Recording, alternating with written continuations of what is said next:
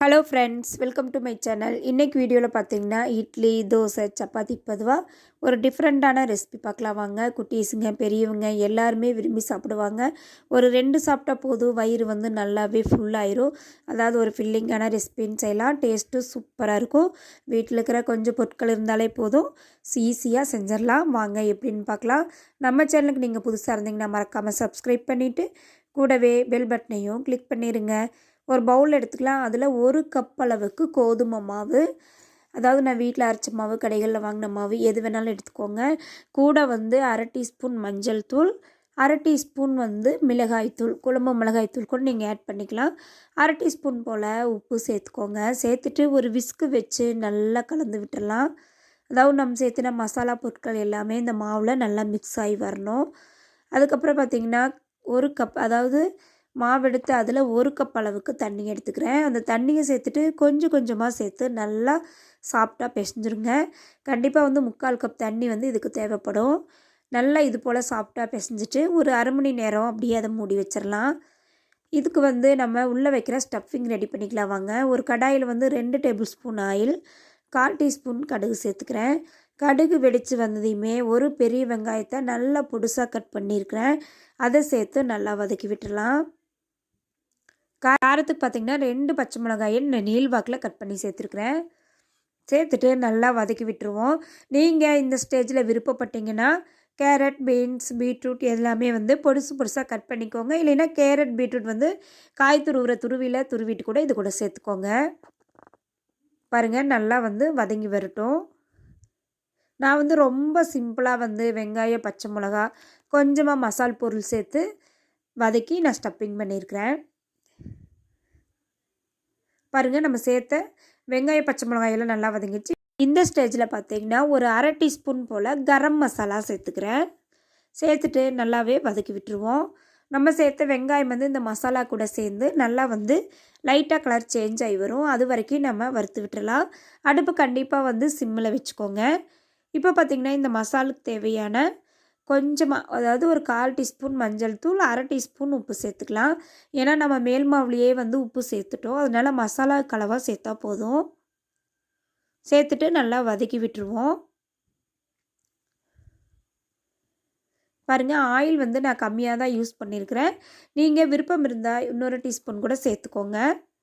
அவ்வளோதான், stuffing ready ஆகிடுச்சு. அது அப்படியே ஓரமாக இருக்கட்டும். இப்போ 1/2 மணி நேரம் ஊற வச்சுருந்த மாவை வந்து இது போல் ஒரு முறை நல்லா பிசைஞ்சு விட்டுட்டு கையால் எடுத்து உருண்டைகளாக முதல்ல நம்ம ரெடி பண்ணிக்கலாங்க. மாவு வந்து இந்தளவுக்கு சாஃப்டாக இருக்கணும். நீங்கள் வீடியோவில் பார்த்தீங்கனாலே தெரியும்.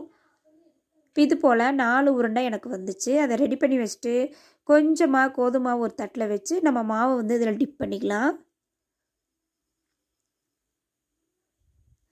இப்போ நம்ம சப்பாத்தி தேய்க்கிற கல்லில் கொஞ்சமாக ஆயில் அப்ளை பண்ணிவிட்டு நம்ம ரெடி பண்ணி வச்ச மாவை வச்சு தேய்ச்சிக்கலாங்க. ரொம்ப வந்து லேசாகவும் இருக்கக்கூடாது, ரொம்ப வந்து கெட்டியாகவும் இருக்கக்கூடாது. மீடியமான சைஸில் வந்து நம்ம இதை சப்பாத்திகளாக தேய்ச்சிக்குவோம்.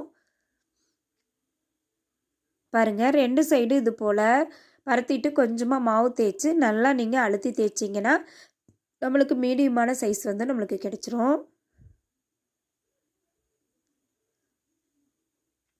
பாருங்கள், நீங்கள் மாவு வந்து எந்த அளவுக்கு சாஃப்டாக பிசைறீங்களோ அந்த அளவுக்கு வந்து நம்ம தேய்ச்சாலே சூப்பராக வரும். அவ்வளோதாங்க, சூப்பராக நம்ம வந்து இந்த அளவுக்கு நம்ம ரெடி பண்ணியாச்சு. இன்னும் இதில் வந்து நம்ம ஸ்டஃபிங் வச்சுக்கலாம். வீடியோவில் பார்த்தீங்கனாலே தெரியும் எந்த அளவுக்கு வந்து நான் வந்து கெட்டியாக தேய்ச்சிருக்கேன்னு சொல்லிட்டு. இப்போ இதோட சென்டரில் வந்து பார்த்திங்கன்னா நம்ம ரெடி பண்ணி வச்ச ஸ்டஃபிங்கை இதுக்குள்ளே வச்சுருவோம். வச்சுட்டு நம்ம மோமோஸ்க்கு மடிக்கிற மாதிரி நம்ம மடித்து எடுத்துக்கலாம். பாருங்கள், வீடியோவில் காட்டிக்கிற மாதிரி இது போல் ட்ரை பண்ணிவிட்டு இனி வந்து மறுபடியும் நம்ம சப்பாத்தி கல்லில் வச்சு நம்ம லைட்டாக தேய்ச்சி விட்டுடலாம். ரொம்ப லேசாக தேய்ச்சிங்கன்னா உள்ளே வச்சுருக்க ஸ்டஃபிங்கெல்லாம் வெளியே வரக்கு வாய்ப்பு இருக்குது. ஓரளவுக்கு மீடியமான சைஸுக்கு இது போல் தேய்ச்சி எடுத்துக்கோங்க. அவ்வளோதான், இது போல் நான் எல்லாத்தையுமே ரெடி பண்ணிட்டேன். இப்போ தோசைக்கல் ஹீட் பண்ணிவிட்டு லைட்டாக ஆயில் அப்ளை பண்ணிவிட்டு நம்ம ரெடி ஸ்டஃபிங் வராதவை இதில் சேர்த்துருவோம். அடுப்பை வந்து நீங்கள் சிம்மில் வச்சுக்கோங்க. நம்மளுக்கு உள்ளே இருக்க ஸ்டஃபிங்கெல்லாம் நல்லாவே வெந்து வந்துருச்சு. நம்ம மேலே இருக்கிற மாவு மட்டும் நல்லா வேகணும். நம்ம வந்து மீடியம் ஃப்ளேமில் வச்சிங்கன்னா கூட லைட்டாக கருகிரும். அதனால் லோ ஃப்ளேம்லேயே வச்சுட்டு நீங்கள் நல்லா வேக விட்டு எடுத்துக்கோங்க. ஒரு புறம் வந்ததையுமே இன்னொரு புறமும் திருப்பி போட்டுடலாம். பாருங்கள், திருப்பி போட்டு லைட்டாக ஆயில் அப்ளை பண்ணிக்கோங்க. அவ்வளோதாங்க, சூப்பராக வந்து நம்மளுக்கு நல்லா வெந்து வந்துருச்சு. உங்களுக்கு வீடியோவில் பார்த்தீங்கனாலே தெரியும். ரொம்ப ரொம்ப ஈஸி. நம்ம வீட்டில் இருக்கிற 2 பொருள், அதாவது ஆல்ரெடி காய்கறிக்கு வச்சுருக்கிற வெங்காயம், பச்சை மிளகா, கோதுமை மாவு இருந்தாலே ஒரு வேளைக்கு இது போல் டிஃபன் ரெசிபி ஈஸியாக செஞ்சிடலாம். அவ்வளோதாங்க, நல்லா வெந்துருச்சு. இப்போ நம்ம ஒரு தட்டுக்கு மாற்றிடுவோம்.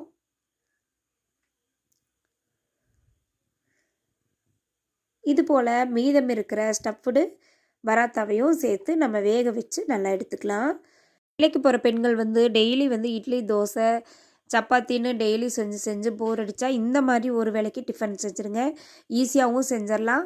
ஒரு அரை மணி நேரம் வேலை கூட தான் ஆகும். ஒரு 4 பேர்த்துக்கெல்லாம் சட்டுன்னு ரெடி பண்ணிடலாம். அவ்வளோதாங்க, சூப்பரான நம்மளுக்கு ஸ்டஃப்டு பராத் ரெடி ஆகிடுச்சு. இது போல் எல்லா பராத்தாவையும் நான் வந்து சுட்டு எடுத்துருக்கிறேன்.